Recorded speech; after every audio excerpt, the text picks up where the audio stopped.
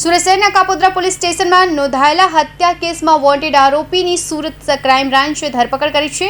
Crime બ્રાન્ચે બાતમીના આધારે મોટા વરાછા વિસ્તારમાં આવેલી AR મોલની નજીકથી આરોપીને ઝડપી પાડ્યો છે।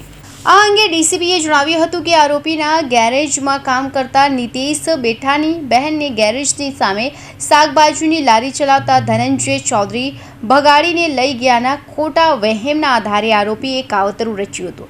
તારીખ 8 એપ્રિલ 2025ના રોજ આરોપી મોહિત ઉર્ફ ભાણુ અને તેના 3 સાગરીતો દીક્ષિત મકવાણા, જય ઉર્ફ બાઉ અને કપિલ નામના ઈસમોએ મળીને નીતેશના કહ્યા મુજબ ધનંજય વિશે માહિતી મેળવવા માટે પ્રભાદેવનગર વિસ્તારમાં રહેતા યુવાન પ્રમોદ ચૌધરીને ગાડીમાં બેસાડ્યો હતો।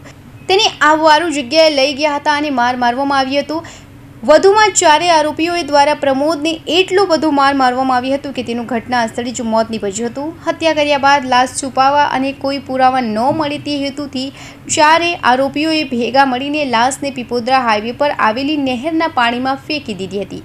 થોડા દિવસોમાં લાશ ઓલપાડ પોલીસ સ્ટેશનની હદમાંથી બિનવારસી હાલતમાં મળી આવી હતી। પ્રાથમિક તપાસ બાદ કેસ કાપોદ્રા પોલીસ સ્ટેશનમાં નોંધાયો હતો અને વોન્ટેડ આરોપીઓ વિરુદ્ધ ગુનો દાખલ કરવામાં આવ્યો હતો।